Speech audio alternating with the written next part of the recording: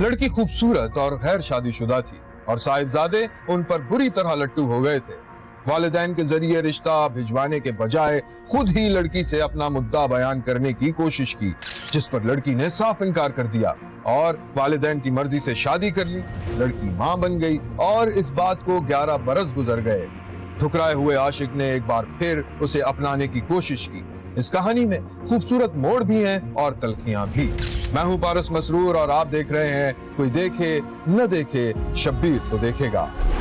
सफूरा के वालिद drawing room में एक सोफे में धंसे हुए अखबार पढ़ रहे थे। कुछ देर में उन्होंने अखबार तय करके एक तरफ रखा। इतने में बेटी की आवाज सुनाई दी। अब्बू नाश्ता लाऊं आपके लिए? हाँ बेटा, नाश्ता तो ले आओ। अरे हाँ, बात सुनो बेटा। जी अब्बू जी। इधर आओ बेटा। अरे बेटा देखो, सारा घर बिखरा पड़ा है। काम वाली से कहो हर चीज सलीके से रखते। अरे शाम को हमारे दोस्त आ रहे हैं, बहुत मजे के आदमी है वो। कौन, वो अनवर अंकल? जी हाँ। अरे भाई, पाए की फरमाइश कर रहे थे तो मैंने कहा आ जाए। लेकिन अब्बू पाए तो नहीं है, वो तो आपको लाने पड़ेंगे। अरे बेटा वो तो मैं ले आऊंगा, बस मैं कह रहा हूँ हर चीज सलीके से हो तो मेरी शान बढ़ जाएगी। अरे भाई शायद वो हमें नवाबों के खानदान का समझते हैं। चले अब्बू, आप टेंशन ना ले, मैं सब कर लूंगी। नहीं नहीं, पाए तो बेटा तुम्हारी अम्मी बनाएंगी, बस तुम उसे सलीके से सर्व कर देना। ठीक है अब्बू जी, मैं कर दूंगी। नाश्ता लाऊं आपके लिए? हाँ बेटा। अच्छा भाई, नाश्ता करके मैं भी पाई देऊंगा घर से। चलो नाश्ते की तैयारी करते हैं। सफूरा के वालिद के साथ एक ही दफ्तर में काम करने वाले अनवर साहब का ताल्लुक भी एक मुअज़्ज़िज़ और पढ़े लिखे घराने से था। उनका एक बेटा भी था जो सफूरा ही का हम उम्र और ज़हीन नौजवान था। दोनों घरानों के दरमियान कराबतदारी थी और एक दूसरे के यहाँ आते जाते भी थे। शब्बीर ने देखा कि डाइनिंग टेबल सजी हुई थी और सफूरा के वालिद टहल टहल कर अपने दोस्त को फोन कर रहे थे। अरे अनवर साहब, कहाँ रह गए आप? कितनी देर? देखिए पाए अगर ठंडे हो गए तो फिर हमारी जिम्मेदारी नहीं है। अरे नहीं नहीं भाई, हमारी बेगम ने बनाए हैं। आपको शायद मालूम नहीं कि हम तो घर के नवाब हैं भाई।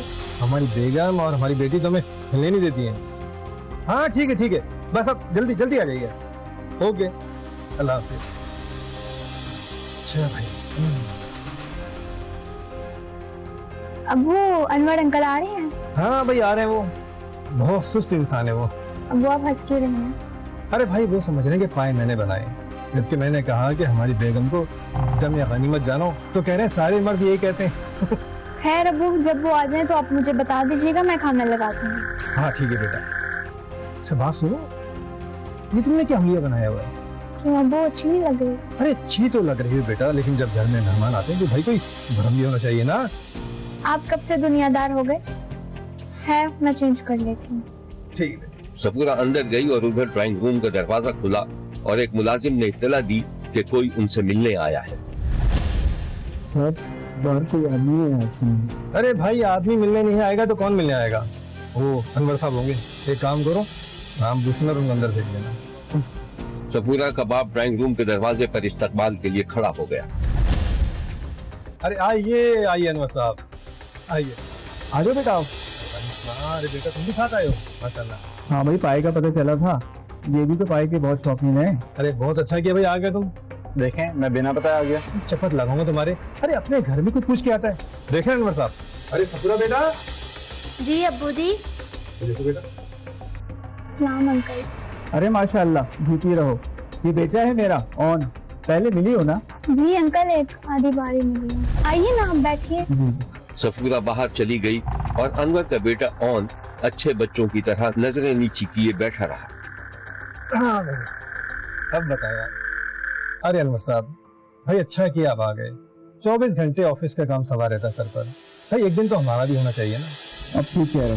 हाँ भाई, ऑन तालीम की मुकम्मल हो गई थी ना आपकी? जी, टेस्ट की तैयारी चल रही है। अपना अनवर साहब, भाई ऑन को भी वही बनाएंगे जो आप और हम बने हैं। भाई शौक है इनका, कहते हैं कि इनको हमारा महकमा और पेशा दोनों पसंद है। वेल डन भाई, बहुत अच्छी बात है। तो हमें बहुत मेहनत करनी पड़ेगी हमारे इस महकमे में आने के लिए, क्योंकि हमारे महकमे में सिफारिश बिल्कुल नहीं चलती है। अच्छी बात है, और मैं तो खुद मेरिट को पसंद करता हूँ। गुड। अरे बेटा मुझे तो बताओ ना, तुम खुद को फिट रखने के लिए रोज कितना दौड़ते हो? अरे भाई सुबह सुबह 6-7 किलोमीटर दौड़ता है ये। अरे भाई अनवर साहब, ये तो बहुत जरूरी है। जी। सफूरा बेटा, जी अब्बू जी। अपनी अम्मी को बुलाओ और तुम भी आ जाओ। अच्छा अब्बू जी, भेजती हूँ। अरे भाई अस्सलाम वालेकुम। वालेकुम अस्सलाम। बैठे ना। और कहिए कैसे हैं? अल्हम्दुलिल्लाह, कैसे कर रहे? ये ऑन है ना? जी मैं माशाल्लाह। खाना लगा दी? हाँ भाई, पहले ही बहुत देर हो चुकी है, खाना लगवा दो। सफूरा बेटा, अब्बू कह रहे हैं खाना लगाओ। जी ठीक है अम्मी जी। सफूरा की माँ इंतजामात के देखभाल के लिए अंदर चली गई। अनवर और सफूरा के वालिद गपशप करते रहे और ऑन ड्राइंग रूम में लगी पेंटिंग्स देखने लगा। सफूरा, उसकी माँ और एक काम वाली का डाइनिंग टेबल पर आना जाना लगा रहा। फिर सफूरा ने वालिद को मुखातिब किया।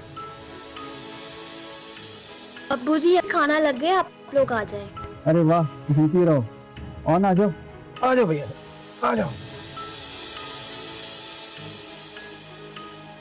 सफूरा की माँ और खुद सफूरा डाइनिंग टेबल पर बैठ गई।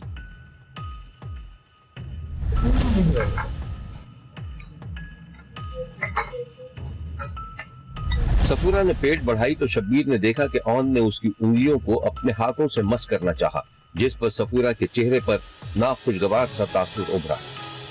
एक्सक्यूज मी, मैं मसाला लेके आती हूँ। सफूरा एक समझदार और पढ़ी लिखी घरेलू सी लड़की थी। उसे ऑन एक आंख नहीं भाता था और उस वक्त तो वो बिल्कुल ही चिढ़ गई थी जब ऑन ने मुबैना तौर पर उसका फोन नंबर बहाने से मांगा था। तब तो वो बिल्कुल ही दिल से उतर गया था।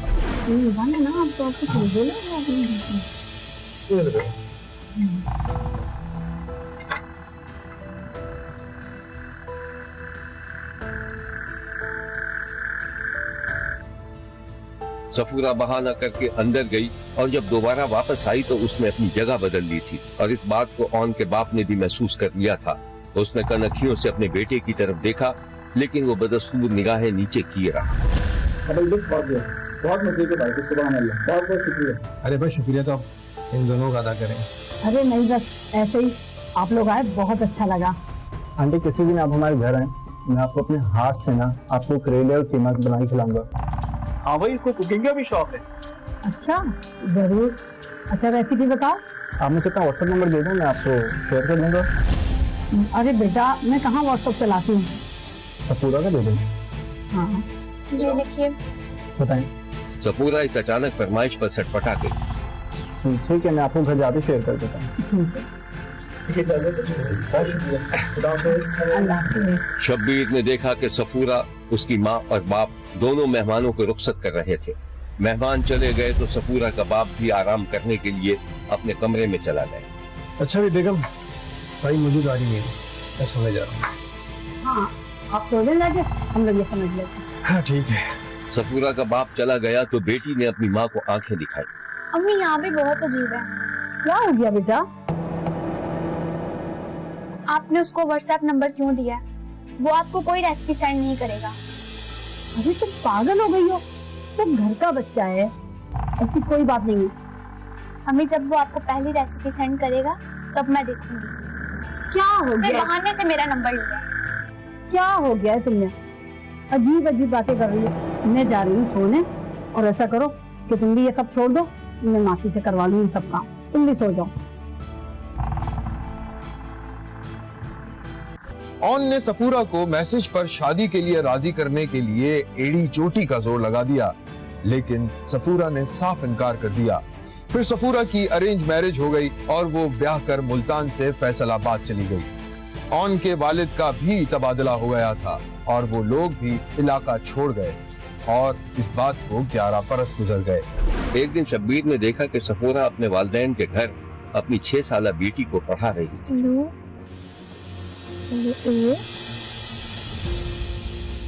सफूरा की माँ कुछ परेशान सी सफूरा के पास आकर बैठ गई। अरे वाह भाई, पढ़ाई हो रही है? जी अम्मी बस।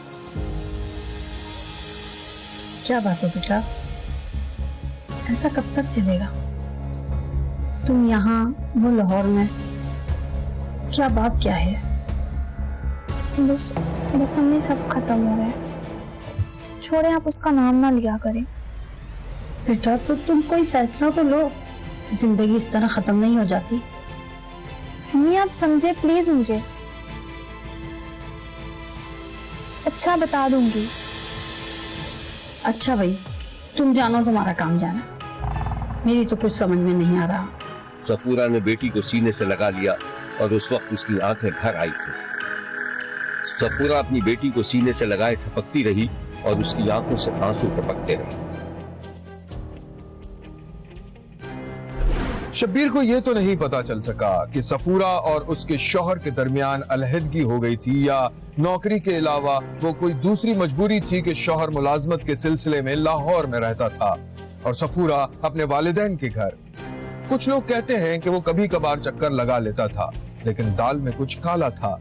सफूरा ने अपनी तन्हाई दूर करने के लिए मोहल्ले पड़ोस के एक स्कूल में बच्चों को पढ़ाना शुरू कर दिया था और फिर अक्सर सोशल मीडिया पर भी अपना वक्त गुजारने लगी थी। 11 साल बाद जब ऑन को यह खबर मिली कि सफूरा मुल्तान में अपने वालिदैन के घर ही रहने लगी है, तो एक दिन वो बहाने से पुराने कराबतदारों से मिलने चला आया। एक दिन दरवाजे पर बेल हुई तो मुलाजिम ने बड़े गेट की खिड़की से झांक कर पूछा, जी सर, किसने?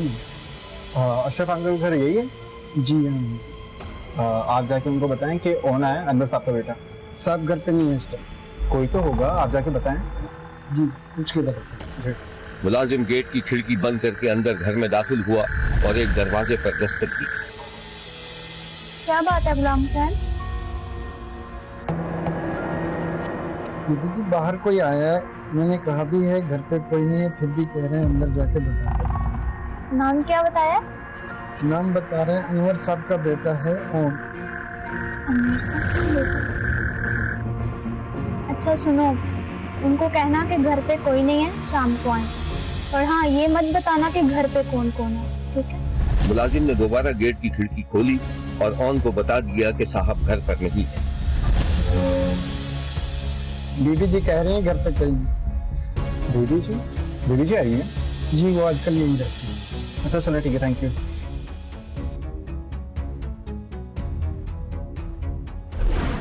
ऑन ने सफूरा के बारे में तमाम मालूमात जमा कर ली थी कि वो कब और किस वक्त पढ़ाने के लिए घर से निकलती है और ये भी कि शौहर से मुबैना अलहदगी हो चुकी है। अब इन मालूमात की रोशनी में उसने मुबैना तौर पर सफूरा को मुख्तलिफ तरीकों से शादी पर आमादा करने की कोशिश की, लेकिन सफूरा ने साफ इनकार कर दिया। एक दिन शब्बीर ने देखा कि सफूरा सुबह सवेरे घर से निकली। मुबैना तौर पर ऑन ने सफूरा का पीछा करना शुरू किया और एक जगह उसे रोककर दो टोक बात करने की कोशिश की। मोहतरमा, तुम्हें नखरे भी अच्छे नहीं होते। शादी की रिक्वेस्ट तो की थी मैंने, कोई गुनाह तो नहीं किया। मिस्टर, मुझे पता था कि तुम ये बदतमीजी जरूर करोगे कि एक औरत को सरे राह पे रोककर अपना इश्क झारोगे। यहाँ से चले जाओ और मुझे परेशान करना बंद कर दो, वरना मैं शोर मचा के सबको बुला लूंगी। ओके, मैडम ऐसी नौबत नहीं आएगी। अगर आप मेरी नहीं हो सकती तो किसी की भी नहीं हो सकती।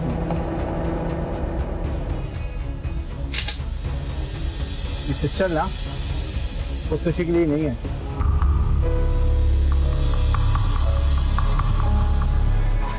ग्यारह साल की मोहब्बत थी मेरी। शब्बीर ने देखा कि सफूरा जमीन पर गिर गई थी और ऑन बड़े इत्मीनान से अपनी पुश्त सफूरा की तरफ किए आगे बढ़ रहा था। पिस्तौल उसने जेब में रख लिया। सफूरा के कत्ल के बाद इलाके में सनसनी फैल गई थी। ऑन को गिरफ्तार करके उसके खिलाफ महकमा जाती कार्रवाई शुरू होने की खबरें भी मिली है। केस हाईलाइटेड था, टीचर थी, फीमेल थी और उसकी सीसीटीवी फुटेजेस मीडिया पे भी बहुत चली, जिससे काफ़ी हाइप क्रिएट हुई। उसमें हमारे लिए चैलेंजेस ये जो थे वो ये थे कि एक तो मुलजमान को ट्रेस करना, दूसरा हम कोर इशू या प्रॉब्लम तक पहुंचे जिसकी वजह से ये वक़ूआ हुआ था। हमारी टीम्स, हमने बहुत सारी टीम तश्कील दी। हमने अपनी रूट क्लियरेंस के लिए टीमें तश्कील दी। हमने अपनी जो आईटी की टीम है उसको मोबिलाइज़ किया। हमने जो ग्राउंड इंटेलिजेंस है उसको पिक किया। ग्राउंड इंटेलिजेंस को पिक करते हुए हमने सारी चीज़ें कलेक्टिवली उसको जब हमने स्टडी किया तो हम इस पैटर्न पे पहुंचे कि जो मुलजिम है वो एक्चुअली इस शहर का नहीं था। तो जब हमने उसको बैक ट्रैक किया तो मुलजिम तक जब हम पहुंचे तो वहाँ पे हमें पता चला कि मुलजिम बेसिकली खानेवाल का रिहायशी है। हमने उस पर वर्किंग स्टार्ट की।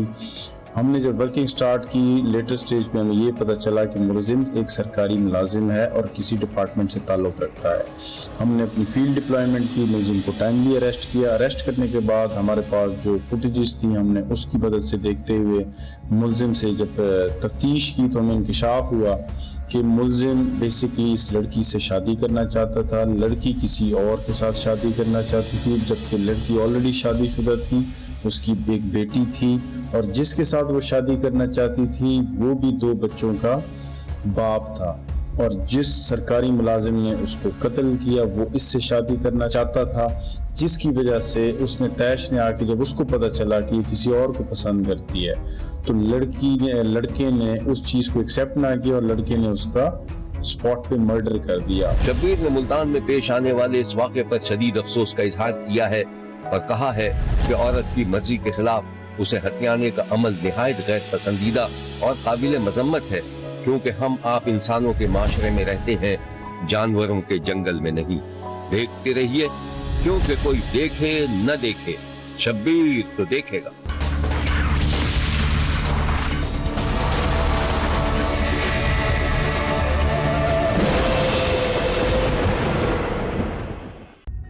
गुज़िश्ता दिनों कराची के इलाके लियारी में एक ही घर की 4 खवातीन के लर्जा खेज कत्ल से सनसनी फैल गई थी। कत्ल भी बिलाल नामी एक नौजवान ने किया था जो उसी घर का एक फर्द था। मुलजिम को गिरफ्तार कर लिया गया और पुलिस ने उसका रिमांड भी ले लिया। पुलिस की तहकीकात के बाद जो कहानी सामने आई है उसकी तफसील इस रिपोर्ट में। मैं हूं पारस मसरूर और आप देख रहे हैं कोई देखे न देखे, शब्बीर तो देखेगा।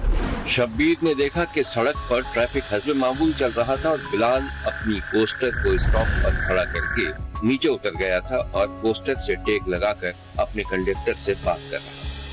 पानी पिला यार, पिला दो पानी।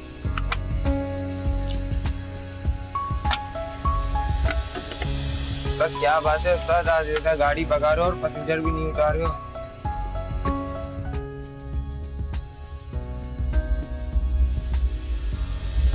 बस यार दिमाग घुमा हुआ है। सब खैरियत तो है ना?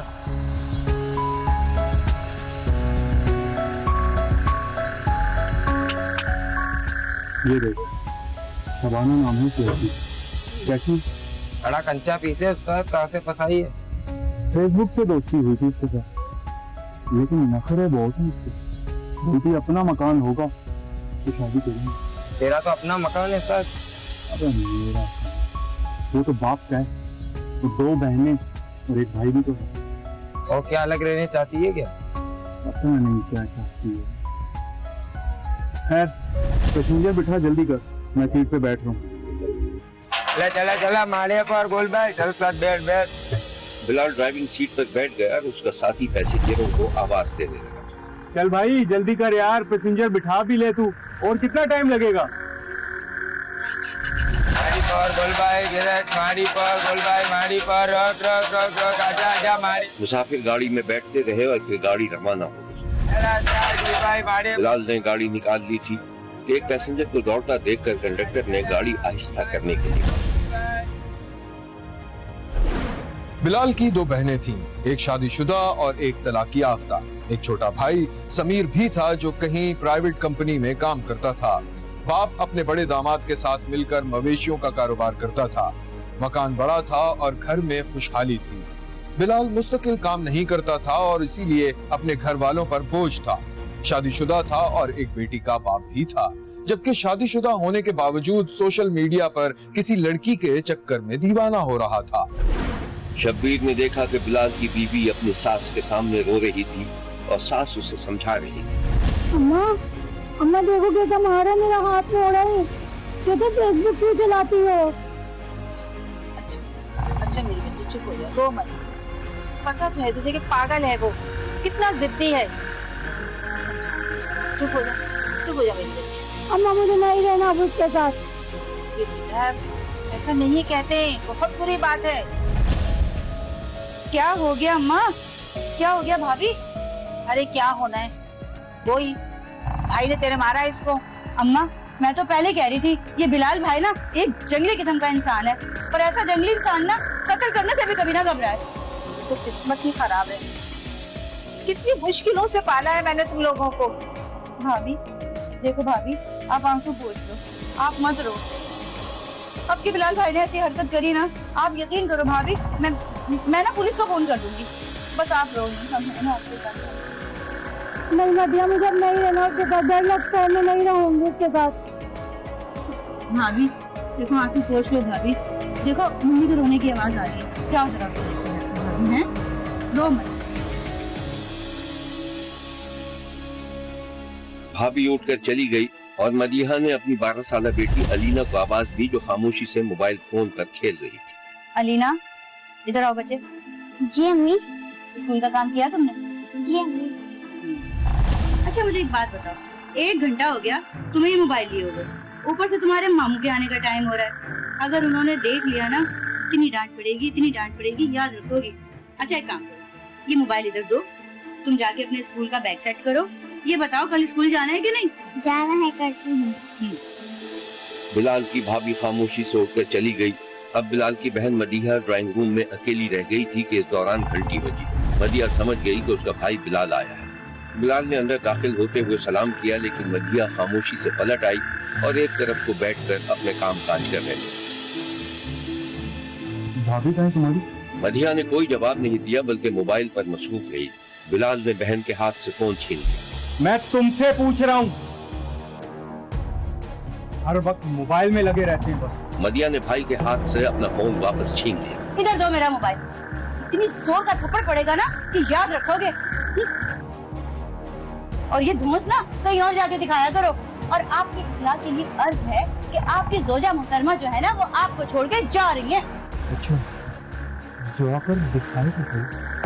अच्छा क्यों रहे वो तुम्हारे जैसे जंगली इंसान के साथ है, जो रोजाना उस पर इतना तशद्दुद करता है?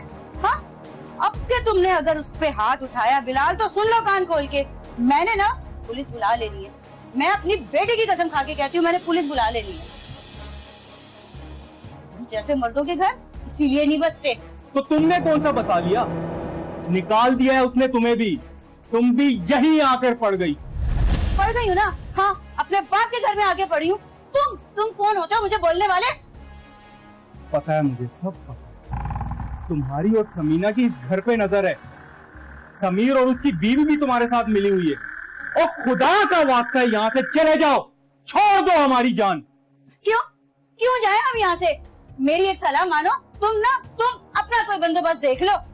आया बड़ा। अम्मा। मदीहा पांव पटकती हुई चली गई और बिलाल अपने कमरे में जाने लगा तो माँ बीच में खड़ी थी। वो माँ को नजरअंदाज करके अंदर चला गया। बिलाल की माँ दुआएं पढ़कर चारों कोनों में फूंक रही थी कि बिलाल के कमरे से चीखो पुकार सुनाई देने लगी। माँ फौरन मदीहा के पास दौड़ी और उसे बताया कि कमरे में झगड़ा हो रहा है। मदीहा ने माँ को दिलासा दिया और फौरन पुलिस को फोन कर दिया। तुमने ये किया ना तो मैं तुम्हें छोड़ूंगा नहीं। आप नहीं मारिए मुझे प्लीज। आवाज नीचे करके बात किया करो मेरे साथ। ना आप मारते क्यों हैं? अरे सुन, इधर आ, जल्दी आ। फिर लड़ाई हो रही है। ये तो मार रहे हैं ना?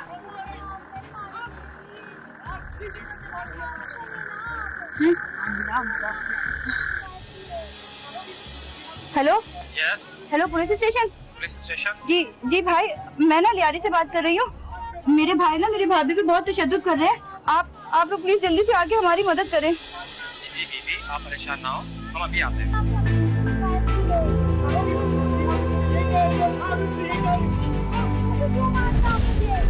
यहाँ लेते हैं एक छोटा सा ब्रेक। कहीं जाइएगा नहीं, हमारे साथ रहिएगा, क्योंकि कोई देखे न देखे शब्बीर तो देखेगा। ये पहली बार नहीं हुआ था जब बिलाल के घर वालों ने पुलिस बुलाई थी। पुलिस हर बार आती और समझा बुझा कर चली जाती, लेकिन बिलाल अपनी हरकतों से बाज नहीं आया। फिर एक दिन बिलाल की बीवी तलाक लेकर अपनी बच्ची समेत अपने माँ के घर चली गई। अब बिलाल को अपनी माँ और बहन से शदीद नफरत हो गई, क्योंकि वो अपनी तलाक का जिम्मेदार उन्हीं दोनों को समझता था। उधर बिलाल की दोस्त उस पर घर हासिल किए बगैर शादी करने पर राजी नहीं थी। शब्बीर ने देखा कि बिलाल सीट पर बैठा हुआ था और उसके उल्टे हाथ वाली सीट पर उसकी दोस्त शबाना बैठी हुई थी और कोस्टर अड्डे पर खड़ी थी। शबाना, तुम क्यों तंग कर रही हो मुझको? घर वालों को कब भेजूं? जब तुम रहने का कोई ठिकाना ढूंढ लोगे। हाँ तो कह रहा हूँ ना, कोई अच्छा सा मकान किराए पर ले लेंगे, फिर टेंशन किस चीज की? टेंशन ही तो है, मैं किराए के मकान में नहीं रहूंगी, आगे तुम्हारी मर्जी। हाँ तो कह रहा हूँ ना, अम्मी से मैं बात करता हूँ कि मकान मेरे नाम कर दो, तब तो ठीक रहेगा ना बाबा। मुझे तुम्हारी बात बिल्कुल भी समझ नहीं आ रही, मुझे नहीं मालूम, जो करना है करो। अब यहीं पे खड़े रहना है कि घर भी जाना है? मोहम्मद बख्श, पैसेंजर बिठा भाई, जल्दी कर। बिलाल अजीब सी झुंझलाहट का शिकार था। एक तरफ तो वो माँ और बहन को अपनी तलाक का जिम्मेदार समझता था और दूसरी तरफ माँ शबाना से बिलाल की शादी करने पर राजी नहीं थी। एक दिन शब्बीर ने देखा कि बिलाल अपनी माँ से बदतमीजी की हद तक लड़ रहा था। एक तो तुम लोगों ने मेरी तलाक करवा दी, ऊपर से घर बर्बाद करवा दिया। अब कह रहा हूँ कि शबाना के यहाँ रिश्ता लेके जाओ, तो वो भी नहीं जा रही। आखिर तुम लोग चाहते क्या हो? कान खोलकर सुन ले, जब तक तू अपनी हरकतों से बाज नहीं आएगा ना, हम तेरी दूसरी शादी नहीं करवाएंगे। क्यों किसी की लड़की को लाकर हम जहन्नुम में झोंक दें? अगर इतना ही शौक है ना तुझे शादी का, तो पहले अपना ठिकाना कर, जो जी में आए तू कर, हमसे कोई मतलब नहीं है। अच्छा तो ठीक है, आज के बाद तुम लोग मेरी सूरत को तरसोगे। जा रहा हूँ मैं इस मनूस घर और तुम लोगों से लानत भेजता हूँ मैं इस घर। बिलाल गुस्से में घर से बाहर निकल गया। उसके जाते ही माँ दरवाजे की तरफ लपकी, लेकिन वो दूर जा चुका था। अरे जा जा, दफा हो जा, हमें क्यों धमकियाँ दे रहा है? जा रहा हूँ, सब पता चल जाएगा आटे दाल का भाव। बिलाल ने कहीं और ठिकाना कर लिया था और अपने घर वालों से ताल्लुक तोड़ लिया था। 2-4 माह बिल्कुल गायब रहने के बाद उसने अचानक अपने घर आना जाना शुरू किया तो सब हैरान रह गए। शब्बीर ने देखा कि घर का दरवाजा खुला हुआ था। बिलाल की बहन मधिया कुछ काम काज कर रही थी। बिलाल खामोशी से अंदर दाखिल हुआ। बहन ने हैरत से मुड़कर देखा। अरे बिलाल भाई, आ गए आप? कहाँ थे आप इतने दिन से? खाना लाऊं आपके लिए? अम्मी कहाँ? अम्मी कमरे में होंगी। कौन है मधिया? बिलाल की आवाज लग रही है मुझे। अम्मी मैं हूँ। मधिया जल्दी से अपने कमरे में चली गई। माँ कमरे से अपनी कमर पकड़े हुए बाहर निकली। मेरा बेटा आ गया? वालेकुम सलाम जी। अच्छा हुआ तू आ गया बेटा, इस तरह नाराज होके थोड़ी जाते हैं घर से। अब मत जाना बेटा, अब तुम्हारे बाप भी आने वाले होंगे। हाँ माँ, आता जाता रहूंगा। कुछ खाने के लिए है क्या? हाँ हाँ क्यों नहीं है, मैं लेकर आती हूँ। मैं खुद देख लेता हूँ। अच्छा देख, वो किचन में ना वो पतीली रखी हुई है, उसमें सालन होगा, वो ले लो। बिलाल किचन में चला गया कि मधिया की 12 साल बेटी अलीना दौड़ती हुई अपनी नानी के पास आ गई। नानी मामू आए क्या? हाँ बेटा, वो उधर किचन में खाना ले रहे हैं। अच्छा मैं सरप्राइज दे दूं उनको, जाके देख लो किचन में। हाँ हाँ जा। बिलाल जिस लम्हे अपने कपड़ों से एक तेज धार छुरी निकालकर किचन में छुपा रहा था, उसी लम्हे अलीना ने मामू को पीछे से पकड़ लिया, जिस पर वो घबरा गया। अलीना ने उसे छुरी छुपाते हुए देख लिया था, लेकिन कुछ समझी नहीं थी। मामू, अरे तुम, अरे अलीना प्यारी बच्ची। मामू क्या कर रहे हैं? ये कुछ नहीं, बस खाना देख रहा। मैं निकाल दूं खाना? नहीं नहीं मेरा बच्चा, आप जाके बैठो, फिर मैं खाना लेके आता हूँ, तो फिर वो बहुत सारी बातें करेंगे, ठीक है? जाओ। अलीना कुछ सोचती हुई वापस आ गई और बिलाल ने इधर उधर देखकर छुरी को दूसरी जगह छुपा दिया और चेहरे पर मुस्कुराहट लिए खाना निकालकर बाहर आ गया। बिलाल को अंदाजा हो गया था कि अलीना ने उसे छुरी छुपाते देख लिया था। वो एक खास मकसद के लिए छुरी छुपा रहा था। वो अपनी माँ और बहन से अपनी नफरत का मौका पाकर इंतकाम लेना चाहता था। वो चाहता था कि सबको कत्ल करके मकान हथिया ले। फिर एक दिन उसने यही किया। ये अख्तर और बेशतर इनकी जो ना, वो 3 दिन 4 दिन बाद रात को 1-5 पे कॉल आती थी कि भाई ये हो गया। और उसके बाद फिर जो उसको जब पुलिस जाती थी, फिर मसला उनका आपस का घर का हल हो जाता। इसने किया तो उसके लिए मालूमात दे रहे हैं। और प्लस जो हमने CCTV कैमरा जो है ना, आने जाने वालों की भी उधर CCTV कैमरा के लिए भी बंदोबस्त किया हुआ है। जैसे CCTV कैमरा भी हमारे सामने आते हैं और जिन्होंने जो इनके गवाही की ने वो इधर हमारे पास जो बयान के लिए बुलाए हैं, उनसे जितनी भी तफ्तीश होगी फिर हम आप सबको शेयर कर देंगे। ये वाकया में आया तो मैं घर पे नहीं था, घर पे नहीं था, अपनी बड़ी बेटी को छोड़ने गया था इसके घर पे। वापसी में मैं आया, पीछे से हमारे बेटे की गाड़ी खराब हो गई थी, एक्सल टूट गया था, तो वहाँ पर मैं था। छोटा बेटा भी वहीं था, बड़ा बेटा भी वहीं था, समझे। और फिर मैं आ गया, मैं इधर आ गया, 2:30 बज रहे थे, 2:45 2:30 बज रहे थे। मैं दरवाज़ा बजा रहा हूँ, कोई खोल नहीं रहा, तो लॉक था, चाबी थी मेरे पास, खोल के मैं अंदर आ गया। मैंने देखा तो मेरी बेटी पड़ी हुई, मैंने फिर छोटे बेटे को फ़ोन किया, मैंने जल्दी आ जा अली। अली जैसे आया, मैंने बोला अली ये देख क्या हो गया। बोले पापा ये क्या हो गया। मैंने पता नहीं। मैंने देख तेरी माँ को ढूंढ, समझे। तो इसकी माँ को ढूंढने सामने गया तो सामने इसकी बीबी पड़ी हुई है। मैंने अभी तेरी माँ को ढूंढने, माँ को ढूंढा, माँ इधर पड़ी हुई है। फिर हमने छोटी एक बच्ची भी थी, हमारी बच्ची फिर बाहर गैलरी में पड़ी हुई। नहीं सब उबेर के सब लोगों ने खाना खाया, जितने बच्चे थे। दूसरी बेटी आई भी थी, उसने भी खाना वाना खाया, मैंने खाया, सबों ने खाना खाया। मैं खुद बल्कि उधर से स्टूडेंट बिरयानी लेके आया था, मैं बिरयानी बैठ के खाते, खाना वाना खा के चले गया। मैं नीचे उतर गया। फिर मेरी बड़ी बेटी ने बोला कि पापा मेरा घर छोड़ गया। मैंने चलो, घर छोड़ने गया तो उधर इलेक्ट्रिशियन का काम था, तो बंदा भी आया उधर, बेटे बताया कि भाई लाइट नहीं आ रही है, ऐसे वैसे। तो बोला 2 बजे हम 2-2:15 बजे में निकल गया। तैयारी में बेटे के हाथों बहन, माँ, भांजी और भाभी के कत्ल के बाद पुलिस ने तेजी से मुबैना मुलजिम को गिरफ्तार कर लिया था और उस पर मुकदमा चलाया जा रहा है। वो घर जो कभी खुशियों का गहवारा था उजड़ गया, बर्बाद हो गया। मुबैना कातिल का सिर्फ बाप और एक बड़ी बहन इस कयामत से इत्तेफाकी तौर पर महफूज रही, क्योंकि वारदात के वक्त वो घर पर मौजूद नहीं थी। देखते रहिए, क्योंकि कोई देखे न देखे, शब्बीर तो देखेगा। यहाँ हमारे प्रोग्राम का वक्त खत्म हुआ। अगले हफ्ते फिर हाजिर होंगे इसी वक्त, सिर्फ एक्सप्रेस न्यूज पर।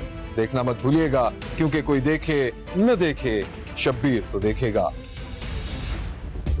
अगर आप अपने इर्द गिर्द होने वाले किसी गैर मामूली वाक़े से शब्बीर को आगाह करना चाहते हैं तो SMS करें SAB लिखकर स्पेस दें और अपना मैसेज अपने शहर और नाम के साथ 247 पर भेज दें। फैक्स करने के लिए हमारा नंबर है 02135803820। खत लिखने के लिए हमारा पता है 5 expressway of Korangi road, Karachi. Express news, Shabbir तो देखेगा।